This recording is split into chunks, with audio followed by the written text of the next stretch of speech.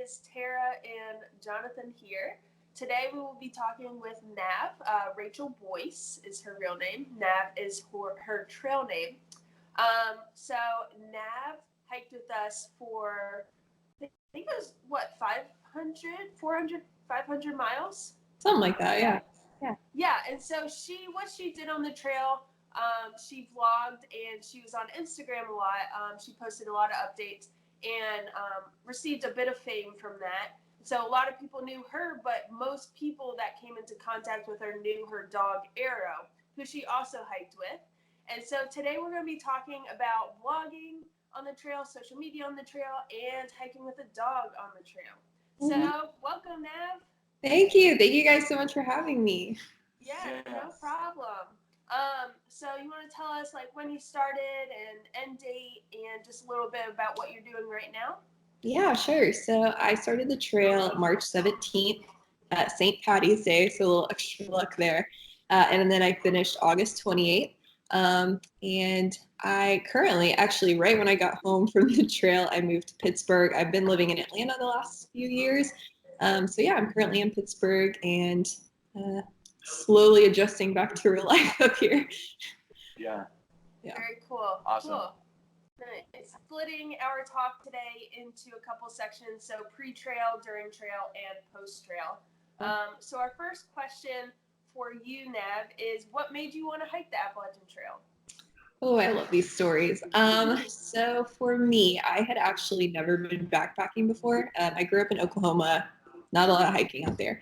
So when I moved to Georgia, my brother-in-law got really into backpacking. So he took me and a bunch of friends, and we went on the Appalachian Trail Approach Trail, which, as you guys know, is the approach trail that goes from Yamakalula Falls to Springer Mountain, which is the southern terminus of the AT. So we did that trail over a weekend, and I had never heard of the Appalachian Trail, didn't know what it was. And while we were on the trail, we met a guy beginning his thru hike.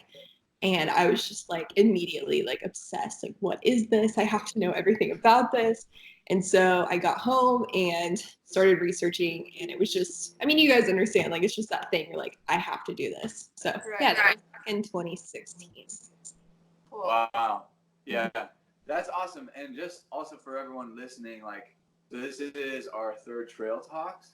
And every single person that we've talked to, including you now, it's like, never really backpacked before, or I mean, he really enjoyed backpacking, but didn't really know anything about the AT, you know? And so like that could just be really encouraging for a lot of people. Like you don't need to be a super experienced backpacker, and you don't even need to be like expert on the AT to be really successful and to make it.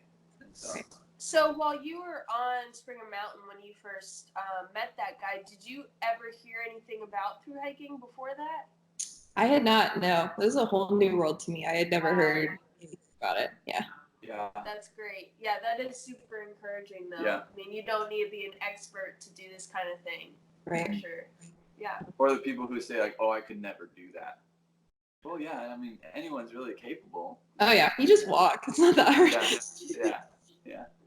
So that's how you kind of learn about the AT and wanted to do it. What made you decide you wanted to bring Arrow on the trail with you? So when we did that first backpacking trip, we took Arrow, and she was 6 months old at the time. And we got on trail, and my husband and I were like, who is this dog? Like, we saw a whole new side of her personality. Like, she just came alive out there, and it was so fun. And so I don't know, like when I decided I wanted to do it, I just kind of was like, I don't know, it was just always, I have to do it with her. And like, as we started backpacking more and more, it became fun for me. Like, I wanted to go because I knew how much fun she had doing it. So I almost felt like if I did it without her, if she knew, I feel like she'd be so. So for those who don't know you or Arrow, what kind of dog is Arrow? And tell us a little bit about her physical makeup. Yeah, so Arrow is a Shetland sheepdog, also referred to as Shelties. She is 3.5 years old, which honestly is like such a great age for what we just did, because she's still young and got that life in her. But she is about a foot tall, so she's actually pretty small for a Sheltie. Shelties are usually about 35 pounds. Arrow's about 18 pounds. Wow. And she's the front of her litter. So she is much, much smaller than your standard Sheltie. But honestly, I feel like it kind of helped her because I don't know, she's more compact and like lower to the ground. Yeah, she did great. When we were just hiking with you, she did so great. Just seeing her hike, it's like you see that her, and you're like, how is she doing this? Because Yeah. Her legs, I mean, she's so small. her entire body's a foot, so that means her legs are even like shorter than that. But she did so great. She, Yeah. you know, carried some of her. You've told her she carries some of her food. But the dogs you see on trail are like pretty significant, like dogs. You're like, yeah, that dog obviously is out here doing this. Yeah. Like a border collie. We saw a couple border collies. Yeah, just like those taller dogs. But to see Arrow, it's like, how is this dog doing this? And she did so great, and she did the entire thing so well. Yeah. Yeah. That's awesome. So how did you prepare to vlog the Appalachian Trail? So I decided probably last fall that I wanted to vlog it. A big reason being when I was preparing for my through hike, I really couldn't find much material on hiking with the dog or through hiking with the dog. So I was like, well, I could share my experience and maybe like that would help other people. So that was kind of the one of the main reasons I decided to do it. So I actually went on a little week-long hike back in December with my dad and my husband. We went like a little section on the AT. And so I was like, oh, I'll try vlogging and just like, you know, test it out, like talking to the camera and stuff like that. So yeah, I started then. And then for me, I really enjoy making videos, like videography, stuff like that, like kind of like a creative outlet for me. So I decided that it would be something fun to do. So I started doing a lot of videos before I left for the trail, like what was in my pack and what Arrow was taking and stuff like that, just to get practice. And then, yeah, took my iPhone and did it on trail. Very cool. So you used your iPhone for videoing and editing, correct? Mm-hmm. Correct. Yeah. So I have an iPhone 10 is what I used. And then for editing, I used an app called Video Leap, which I liked a lot because it was you could do a lot of customizations. I had done a lot of previous work in like Adobe, which obviously is like very intense. So finding something that was a little more advanced, but not too crazy for a phone, was something I really liked. So yeah, I used that app. Nice. Cool. And maybe something else we could do after this video in the comment section, like we could almost make a list of the different apps and sources that we use, you know, because I mean, you did editing and you used some different things than Nav did. And so for anyone who is looking forward to doing that and maybe doesn't know how, we could just have a list of like, for music, we did this, for editing, we did this. Yeah. We used, like, we just used our phone or whatever. Mm-hmm. We'll just have a list maybe at the end. Yeah. Of course. That sounds great. So check the list below. Yeah. So next question. Oh, this is a good one. I think for anyone who wants to hike with a dog, how do you prepare a dog who doesn't know what's going to happen for the next 6 months for hiking the Appalachian Trail? Yeah, that's a really good question. My first thing I always tell anyone who's interested in taking a dog on a through hike, first of all, just make sure it's the right kind of dog. Make sure your dog enjoys hiking, first of all. Because I did see that on the trail. There were some people that had dogs and like their dogs just look miserable. Yeah. Hold on, Parker's opening the door, waiting for her to shut it. Oh, it's like. Yeah, we're recording. It's okay. The only spot. You're good. I just hope you're good. That's fine. Just go out that door. Please. What's wrong with you? I know you. Okay. All right. So, anyways, stop looking at me. Go away. Okay. What did I say? Oh yeah, right kind of dog. Okay. Let's see. You were talking about making sure it's the right type of dog to be out on the trail. Yes. Okay. Another big thing I think that's really important to consider is what is your dog made for? Like, what's the breed intended for? So Arrow her breed is a herding breed. So they're literally made to run all day and herd sheep. So I think that's something that's super important. And then I guess specifically for Arrow, we did a lot of hiking. Probably once a month we'd go on a backpacking trip. So for the last like 4 years, we've been doing that. So I think just a lot of practice. Arrow got to be very smart on trail. She knew what to do when it got dark. She didn't leave my side. Like, just that practice was really good. And then, yeah, I got her used to a pack and stuff over time. So I think all those things kind of together made her a successful through hiking dog. Yeah, and that's really interesting too. Like, something that we recommend when it comes to your gear is like do a shakedown hike or a couple of shakedown hikes to see, one, do you know how to use it, and two, is it something you need or not? Absolutely. But if you're considering bringing a dog, like, definitely bring your dog on the shakedown hikes. It seems like that should go without saying, but I mean, some people just might not think that, except, I mean, it makes complete sense. Like, bring your dog on the shakedown hike if you want to bring your dog on the trail. Right. If you haven't hiked together before, like, definitely see, because it could be a dog that's like made for it or whatever, but maybe your dog just doesn't like it. Maybe your dog's just lazy. And it's just not going to work. Yeah. I have another Sheltie, and she's like the laziest thing in the world. So that's why I didn't take her. I took Arrow because Arrow's like super motivated and like type A personality. And she can handle it. Winter would be like, hike a mile and be like, okay, can we stop now? Yeah. That's great. That's great advice. So what were you looking forward to the most on the Appalachian Trail, personally? Ooh, a couple things. As far as like terrain or whatever, one thing I was super pumped for was the Grayson Highlands. I'm a big horse person. I used to ride and like compete in horseback riding. So when I found out there were wild ponies, I was like ecstatic. So I'd say that's one thing for sure. Another thing too, probably just like all the people I'd meet, and I just think the trail community is so special. So that was something I was really looking forward to, like people that I'd meet like you guys and everyone I hiked with, and the trail angels and the hostel owners and everything. That just the whole community was just like the best thing. So that was something I had really been looking forward to as well. Cool. Yeah, so you awesome. knew a little thing about the community before you went on the trail. I don't think I realized how significant the community out there was. I just thought, oh yeah, I'd see people around at camps and stuff, but I didn't realize like it would be like my favorite thing on trail. Yeah.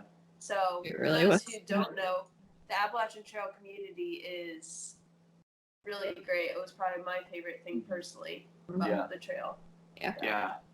I didn't really know anything about the trail, like at all, like any aspect. But I really enjoyed that. Even when I was out there, like, I don't know if I did this on purpose or not. Sometimes I did, but for the most part, like, I just didn't really look at posts on Instagram or like what people were seeing on the trail. Because for me, it's like every time I got to whatever point that was, I wasn't expecting it, and it was like, I'm seeing this for the first time. Yeah, that's cool. Like everything, like McAfee's Knob, or like all throughout Virginia, or the Whites, like everything. I didn't see any posts on it beforehand, so it was all completely like new for me, which I love that. But and then you have me, who knew everything that was coming up and everyone we were near and everyone who was on the trail currently, because I was on social media. I knew everything. yeah, And so a lot of times I'd be like, oh, we're getting near like this guy, and he's like, who's this guy? or we're getting close to hiking with Arrow, and I said, who's that? Like, oh, I've been following her forever. I'm like, okay, cool. That's so funny. Or like even McAfee's Knob, he had no idea what it was. Yeah, I guess that's a option, but there's also great things about expecting. Yeah, no, totally. Yeah, Either way. that was just my experience. I'm not saying like, hey, you should do that or anything. It's just how it was for me. So yeah. Cool. Yeah. Nice. So Nav, in short, what was kind of your gear setup for you, and then also for Arrow? So it kind of changed halfway through. I started with a hammock, and because I'm a huge hammocker, I love hammocking. I sleep way better in a hammock than a tent. So I started with a hammock, and I had a pup tent that is from Dutch Wear Gear that actually attached underneath my hammock, which is really cool. But I ended up switching to a Z-Pax duplex. Kind of through like a weird circumstance, I ended up with a tent, and it was just easier with Arrow. It was a lot less moving parts. You know how it is. At the end of the day, you're just so tired. And with the hammock, it was like my hammock and my tarp and my sleeping bag and her thing, and it was just a lot. And so the tent just ended up being a little bit more just convenient, I guess. And I liked having her like in the tent with me. Yeah. So for her, I had the Gossamer Gear Mariposa backpack, and in the back of that backpack, like for the back support, it actually has a removable sit pad. So it's about this big, which was like a perfect size for Arrow. So I use that as her sleeping pad. And then if it was kind of chilly, I'd usually wrap my puffy around her and she would like take it and it worked perfectly. If it got really cold, she'd sleep in my sleeping bag with me, but she was usually pretty good about gauging. Like if it got cold, she would like wake me up, nudging me like, hey, let me in. So yeah. That's really cute. Yeah. That's awesome. So what kind of pack did you have for her? For her, she had the Ground Bird Gear pack. So it is a cottage company that makes dog packs, and it's run by a previous thru hiker. Her name's Marie. She's amazing. It's completely customizable. So when you order the pack, they have you measure your dog in like 7 different places, and then they customize the halter, which is really cool because Arrow's body type is like kind of different than like your typical lab or whatever. So I always had trouble finding a pack that fit her perfectly. So this pack was amazing. Didn't have any chafing issues. Yeah, she seemed to really like it. So I was very, very happy with that. Cool. Yeah. And you told us previously, but she carried her food. That's all she carried in her pack. Yeah, so she carried her food. She, like I said earlier, she weighs 18 pounds. So you don't want dogs to carry more than like 15% of their body weight. So I tried to be really good about that. Like carry just enough amount of food. I would carry the rest of the food. But yeah, she's little and low maintenance. So I didn't really have too much to carry for her. Right. Yeah. That's great. Yeah, I don't think I would have had any idea what to expect if I had to load my dog's pack, like how much weight I would put in there. So 15, you said 15%?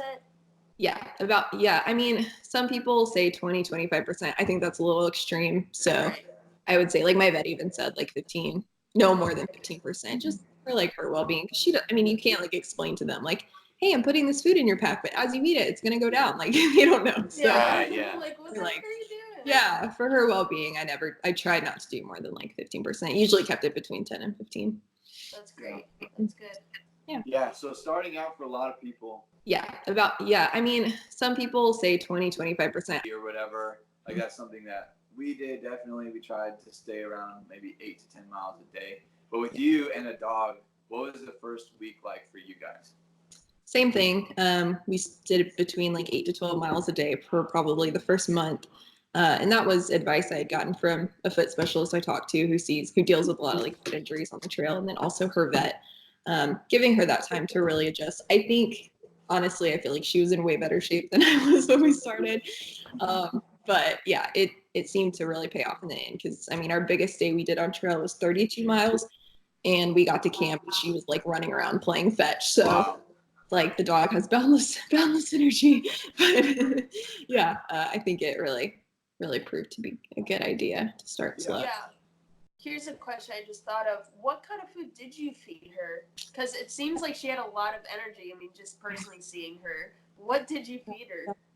So I fed her Purina One, the True Instinct brand. So it actually was like so perfect because it has freeze-dried bits of meat in it.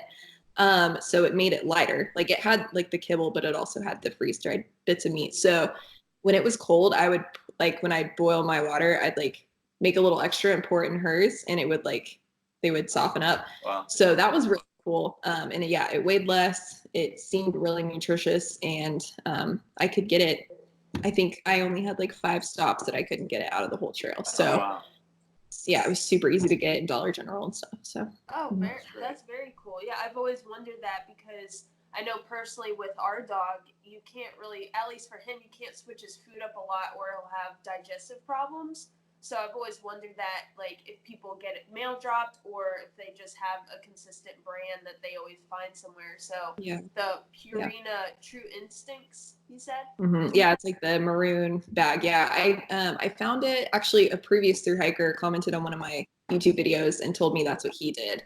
Okay. And so probably about a month before I started switching Arrow, because she was on a different dog food at the time, I started switching her to that dog food because she's pretty sensitive, like her stomach was. So I switched her to it, didn't have any issues, and yeah, I'm gonna keep her on it. I really like it. And it's a lot cheaper than when I used to feed her. So Okay, yeah, cool. And that's also great because like that's actually something I never thought of. I mean, you have some restocks that are just really like you don't have a lot of options. So the fact that that's like that's dog food that you'll find pretty much throughout almost the entire trail is really good to know for people thinking about bringing their dog. For sure. Was there anything extra you fed her just to make sure she got like everything she needed, or was it just plainly that food? All right, so I fed her a supplement that my vet recommended that just kind of helps with like her bone and muscle strength, if you will. And then I would also actually, kind of the second half of my hike, I started packing out treats for her. So when I would stop for a snack break, I could give her something to. And then, I don't know, Arrow got very lucky. She got a lot of people food on trail. I'm really strict about that at home, but on trail, she was burning so many calories that it's like, it's going to burn right off. So she'd get like beef jerky and stuff like that as well, and whatever other people offered her. Yeah, she's not going to turn into a fat, lazy dog out on that trail. Not at all. Yeah. Cool. Here's a question I'm interested. But was it ever overwhelming being kind of a star on the Appalachian Trail? And for those who don't know, Nav did Instagram and she did YouTube, and she had quite a following on both of those. A lot of people commented. She had a lot of engagement on her channel and profile. And I think you're a great resource for those people, and I think that's why people really were drawn to you. But with that, you also kind of Arrow mostly, but you guys kind of created this fan base. Was it ever overwhelming being that star on the trail and having people you don't know come up to you and be like, "Oh my gosh, it's Nav and Arrow"? Yeah, I don't know. I'd say for the most part, it was just really fun. Especially, I don't know, like dogs are fun, and like when you follow them online, it's fun to like get to meet them in person. So that was fun. I'd say overwhelming. It was a little overwhelming at trail days. Like every like 10 seconds, someone would be like, "Oh my gosh, is that Arrow? Oh my gosh, is that Arrow?" Which was super fun. But like I felt so bad one day. My friend and I, Liberty, you guys hiked with her. We were going to get lunch, and what should have been like a 10-minute walk turned into like a 45-minute walk because like stopped. And finally I turned to Liberty and I was like, you can go, you do not have to stay with me. But I mean, it was also like really cool getting to see people on the other side of the screen, if you know what I mean. Like, oh wow, you watch my videos and like they care. And I don't know, I'd say it was like really encouraging because when I left trail days, I just felt so supported and like so loved from the online community, because I just had so many people be like, "We believe in you. You can do this. You've got what it takes. Like we're following you all the way to Mount K." And so it was really encouraging. Wow, that's great. That's really great. So during trail days, it was a concentrated amount of people, but on trail, would you find yourself running into people as well? Yeah. So I don't know. Like every week was different. Like one week I'd see someone every single day that knew Arrow. And then maybe go like a week where run into like one person. But yeah, I'd say it was actually pretty consistent. But it was fun. It was a lot of fun. Yeah, that's great. Oh, shoot. Jinx. We've been around each other a lot. All right, cool. Yeah, I was always interested in that because I mean we have a little bit of a following. We met about 3 or 4 couples at trail days who knew we were, and we were super excited about that. And hello to all those people again. Yeah. But then I remember hearing about you and all those people coming up to you. So that's a good insight into your hike. Yeah. Cool. So in terms of social media and vlogging, what was your setup like? So what was the equipment you brought? I know you said you filmed with your iPhone and you edited on your iPhone. So what else did you have? Did you have an external mic? Did you have a gimbal or anything like that? I didn't have anything like that. One thing I did have, which I think is so cool, is my trekking poles were from Colombia, and on the top of the trekking pole, it like popped up as a phone holder.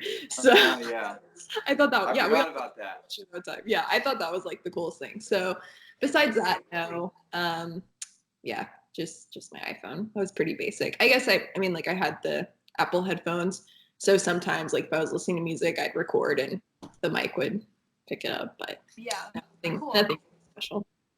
Yeah, so I've been watching a couple of videos about vlogging on the trail, and you can get as complicated as you want or as simple. And for you, did you ever try to go down the avenue of getting like a camera and a gimbal, or were you always like ultralight? I'm just gonna do my phone.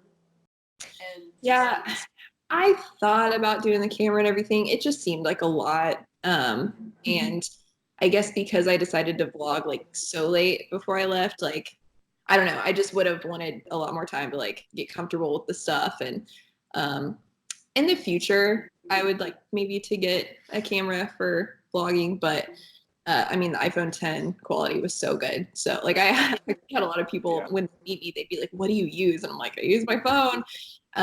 So I was happy with it, and it's like, yeah, I didn't want the extra weight, honestly. So yeah. I mean, for people who have the iPhone X, I mean, it has such great quality. It can shoot in 4K. Nope. I'm sorry. So for people that don't know, the iPhone X is just a great piece of equipment. It can shoot in 4K. It has you can pick different frames per second. But yeah, I mean it's a great piece of technology, and it can shoot as good videos as like a camera could. Yeah. Not as great, but it could shoot good enough. Yeah, Quality, still great quality. And it's funny because when we started, I had an iPhone 6S and she had this really old like Android phone. Yeah. And so that's what we were using. And out of those two, like the iPhone 6S was way better. Wow. But then eventually we ended up switching. We like got off trail to go to a wedding, and when we did that, we hit the Verizon store, and we ended up getting the iPhone 10. Okay. And so she started using that, and then my iPhone was like the backup phone now. Yeah. And now out of those two, the quality was even like completely different. Yeah. You have the camera stabilization in the iPhone X. I mean, I don't have to tell you, but for those that don't know, I mean, it's an amazing piece of equipment. Nice. Yeah. Yeah, and just based off your videos alone, you can really tell that it's can perform really well and create good content. Yeah, it really did. Yeah. And another plus with that. Go ahead. Sorry, go on. Another plus with that too is the iPhone 10 is waterproof. So the days that it's raining on trail, which it does, you can still record and not be worried about like, oh my camera's gonna get wet. So that was kind of another plus for me. Yeah, for sure. Did you have a case or anything? I did. I just had this like little Target case with a pop socket, which was kind of cool for like recording, to, like hold it. But yeah, nothing special. Oh, right. So, also for people who might not know, or if you like just get on the trail and don't do extensive research, which you don't need to, it is good to know if you're hiking with a dog that the Great Smoky Mountains and Baxter State Park up in Maine, those two places don't allow dogs. So for you, what did you do with Arrow during that time? Yeah, so for the Smoky Mountains, we were living in Atlanta at the time. So my husband drove up and picked her up and then brought her back to me after I made it through, which was super nice because it gave me an excuse to see him as well. So that worked out really well. I know there are dog boarding places that'll help out because it is a pretty extensive time on trail. Actually, some people that I hiked with later on in the trail, they had their dog the first half of the trail, and they actually just skipped the Smokies, and they actually went back and like 2 weeks ago. So but it worked for me. So that's what I did. In Baxter, one of the guys I summited with, his dad stayed in Millinocket the night before.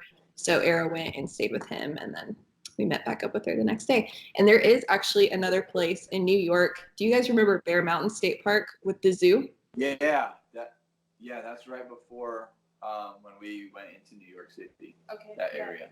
Yeah, it was like the downhill that lasted forever, but it was so beautiful.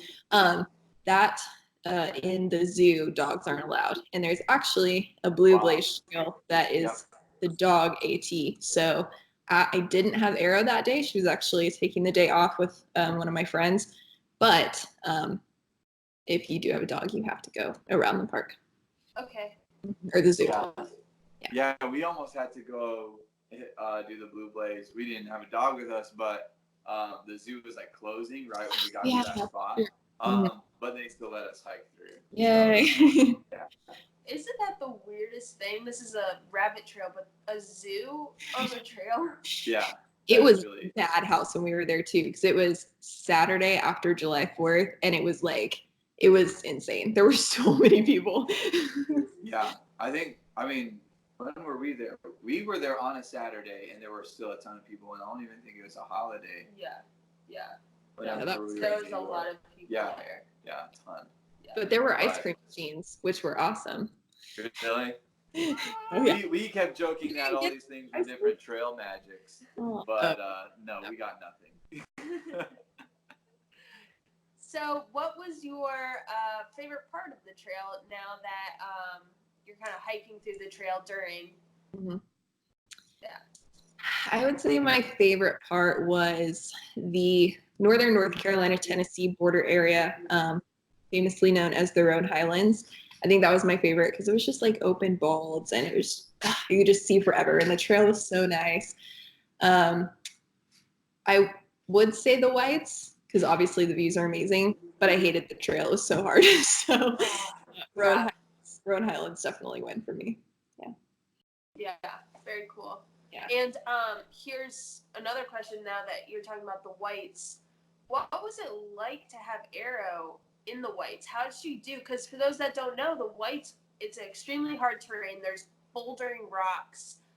She's super small. So how did she do climbing up those mountains, up boulders and rocks? She did phenomenal. It was actually really frustrating because I'd be like dying and she's like running up and down and like looking at me like, come on, Mom, what are you doing? So yeah, that was annoying. It was really good. I will say we did really big miles through the whites, which was stupid, but we kind of had to due to weather. So we just all by the end were like burnt out. So we ended up actually going into a town and taking a 0 day. And another reason too for the 0 was Arrow, one of her paws had gotten really red. And like I was keeping like ointment on it every morning and every night, but it was still kind of red. And the last day she was like really lagging. So we took a day off, and then after that she was totally fine. Thankfully that's the only issue I had with her in the whites, but it's tough terrain. It was rough. Yeah. That hit me. I had no idea that was coming. Yeah, it was pretty tough. It was really rough.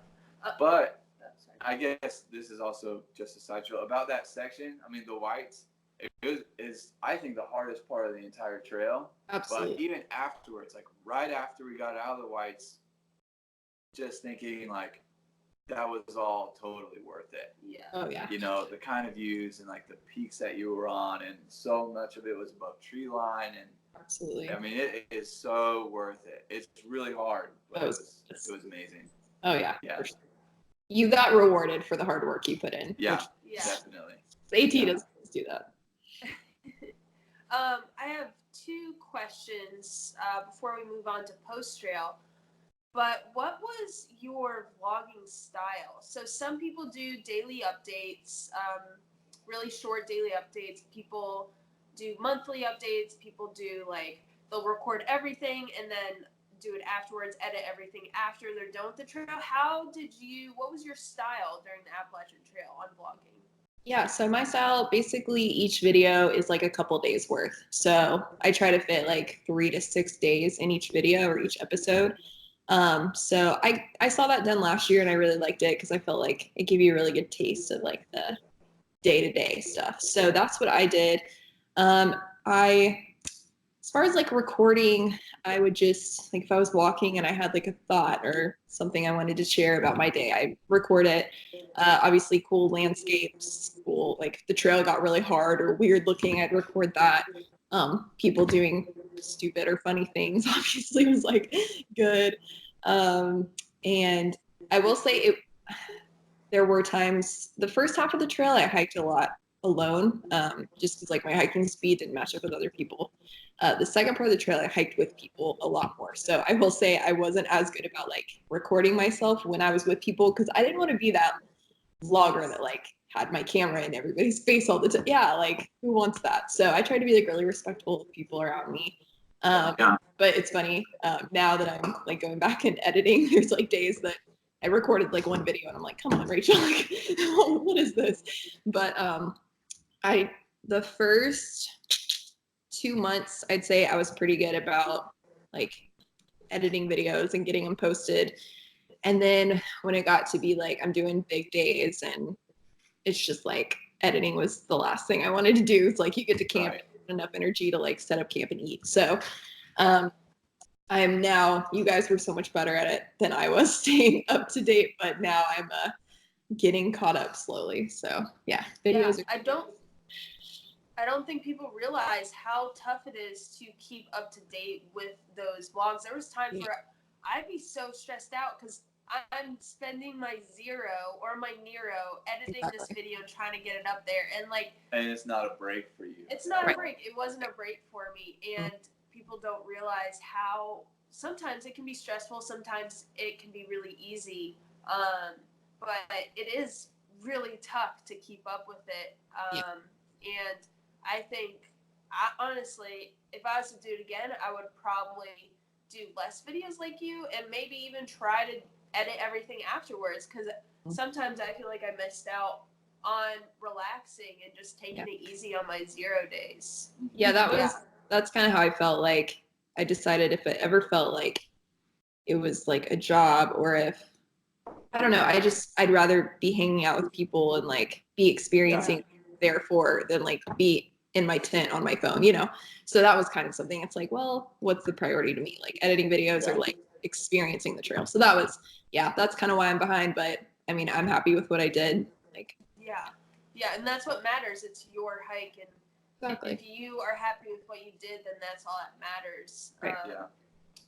And so I just have is it like really fun now? Like you're catching up obviously, but now like you get to go through all this footage and you're still editing it, and it's almost like you're still able to like stay in, experience it. Yeah, like continue to experience it. Because I mean, the way we did it, like Tara kind of did all the editing as we went, but when we were done, like we had like the Katahdin video and then the last little section that she edited, and after that, like all the trail footage is kind of it's posted and it's done, and it's not something that we both continue to like look through and edit. So is that kind of fun for you?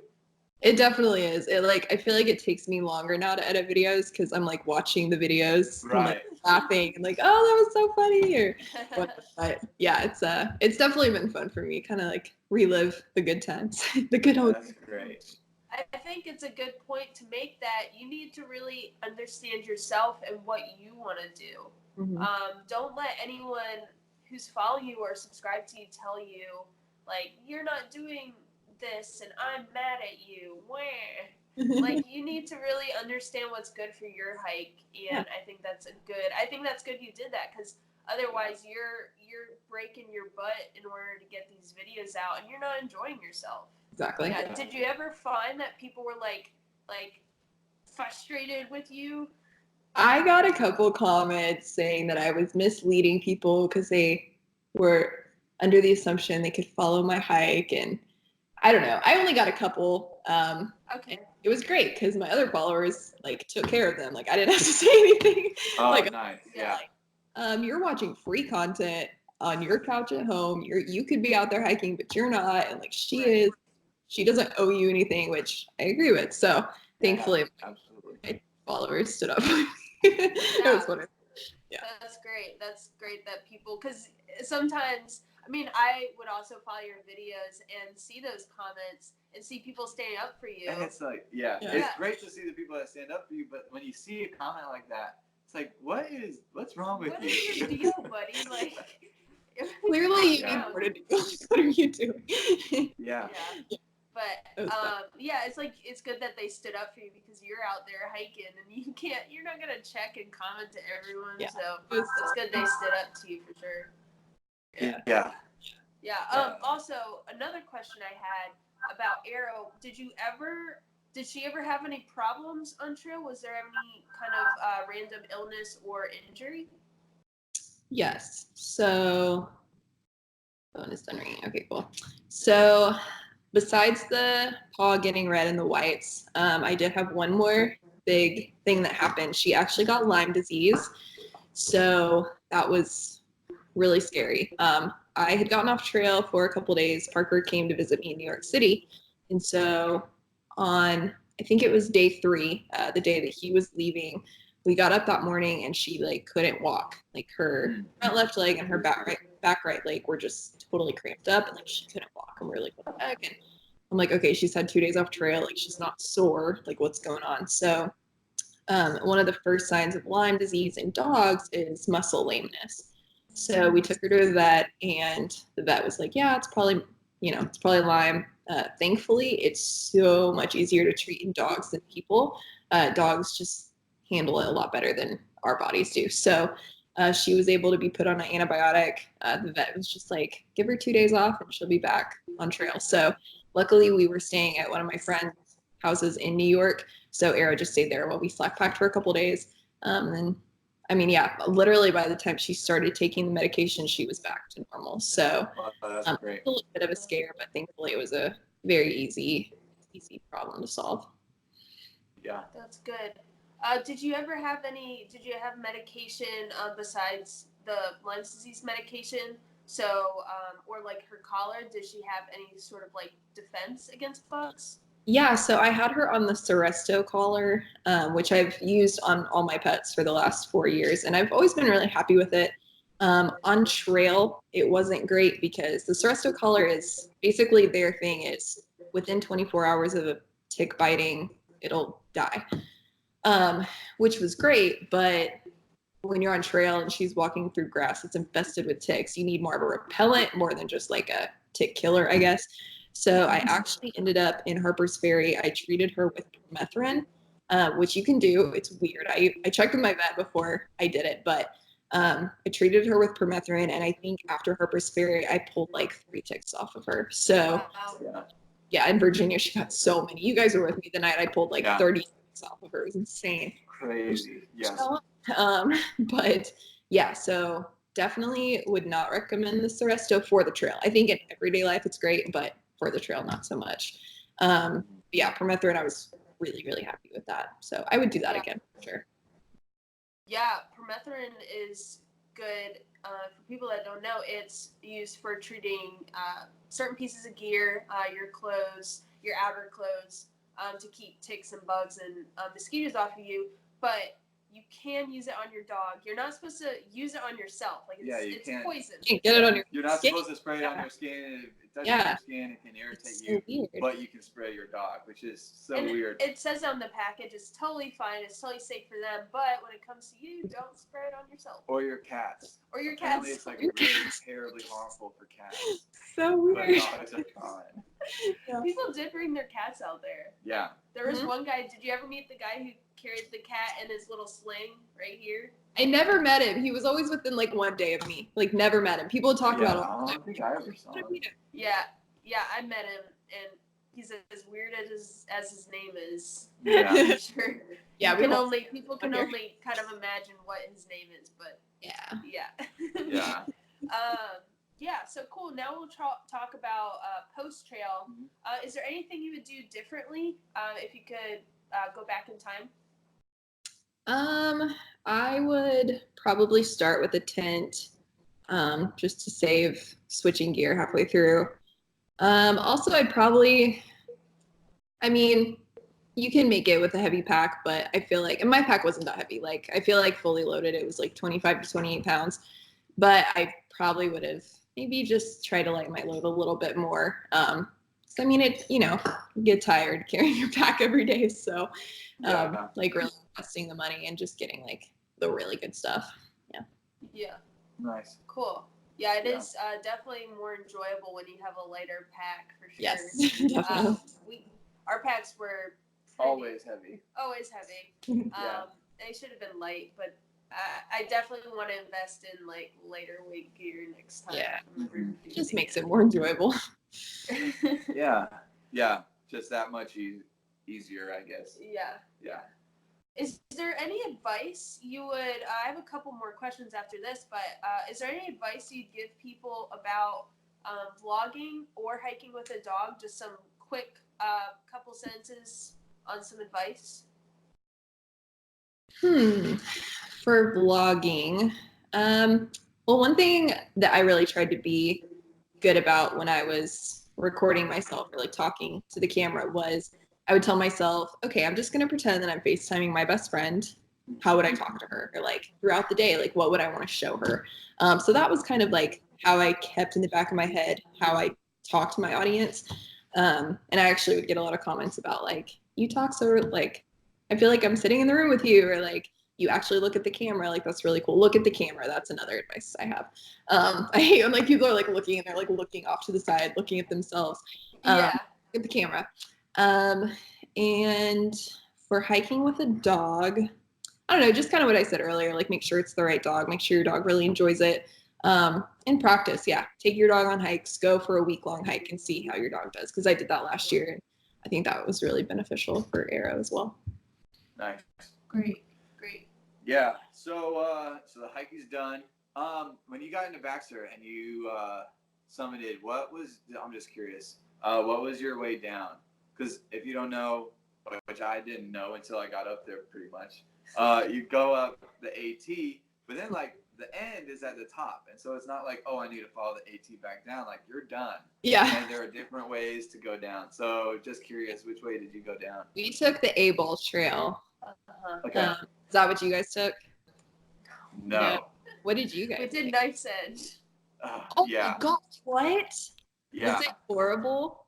I mean, I'm sure it was amazing. It was both. Pig kind of opened our eyes because he you know how positive he is. He's always positive. When we were talking about it, we were like, oh, it was so hard. But then just hearing him talk about it, he's like so excited. He's like, yeah, it was hard, but I loved it. Yeah. So I think for us, it was hard, but it was also It was really cool. It was super cool. But no one recommends it. And No. there's when you're hiking it, you realize why everyone says don't do it. Like they always say, hey, hike, like you can hike the ridge to the edge and then like go back and go a different way down. Yeah. Which I think that still would have been great. One thing from the Knife's Edge is like you get a whole different view of Katahdin. Oh yeah. That's just it's unreal. Like Awesome. if you're on the trail approaching Katahdin, it just looks like this nice big mountain. But if you go Knife's Edge and you see the backside of it, it's just like a cliff. It's this huge open bowl at the bottom. It's incredible. It's really cool. That's awesome. Yeah, but it definitely hurt a lot. Yeah, and it can be really dangerous. Don't ever do it if the weather's bad. Yeah. Like Don't hike Katahdin if the weather's bad, honestly. Yeah. It's a dangerous climb, man. Yeah. A lot of fun though. What a great day. Yeah, it was really fun. So you finished Katahdin. What was it like kind of going back into society? Back into normal life? Horrible. No. It was really tough to say goodbye to my trail family. Like that, like I feel like on the plane for the first hour I just cried. Like the whole it was really tough. It was amazing to like come home to Parker, obviously. Like I missed him so much. So that was great. I've definitely dealt with post-trail depression a lot. Because like life is just so simple out there, and then having to come back to real life and working, and I moved, which like you guys did too. It's a lot.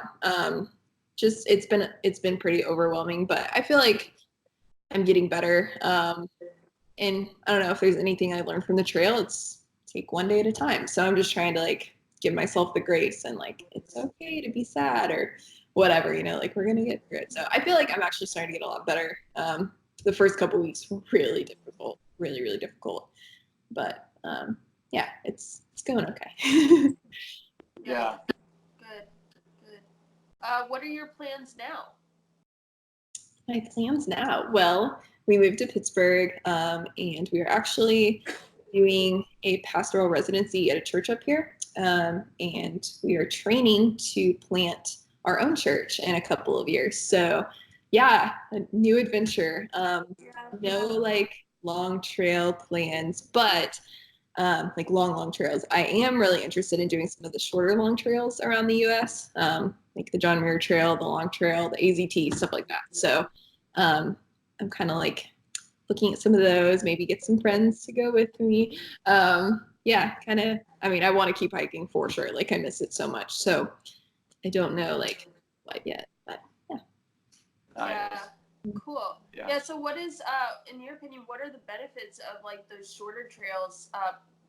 Beside, what am I trying to say? What is like the benefits of the shorter trails compared to the longer trails? Like everyone transitions to the PCT. Why Right. do the shorter trails instead?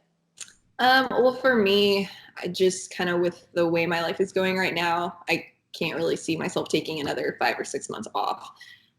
So the shorter trails give me the opportunity to still do a through hike, but in a much shorter amount of time. So also too, I feel like everyone knows about the big three, the AT, the PCT, and the CDT, but I don't feel like there's a lot of content and knowledge around these shorter trails that are just as beautiful and just as exciting. So kind of, I don't know, I kind of want to go that route with my YouTube channel. Like, okay, let's explore these other ones that maybe aren't as popular. So yeah. Very cool. That is cool. Yeah. Because that is something like, it seems like there's a lot of content, especially now. There's just so much even more content on the AT. Yeah. And you're right. Like it seems like then it goes like the next trail that person does is the PCT, and then it's going to be the CDT. Right. But I don't know. That's really cool. Yeah. Like having the next, like, hey, these are all smaller trails that you can do almost in every single state. Exactly. I mean, I'm sure like every state's got one. Mm-hmm. You know, and so these other ones that maybe aren't as popular. So yeah. There's known ones like the MST, the Mountains to Sea Trail in North Carolina. Cool. Yeah, like you mentioned the Long Trail in Vermont, which is still popular, but they are all as beautiful and adventurous as the really long ones. Yeah, there's the Colorado Trail. And then something I really want to do is the Arizona Trail.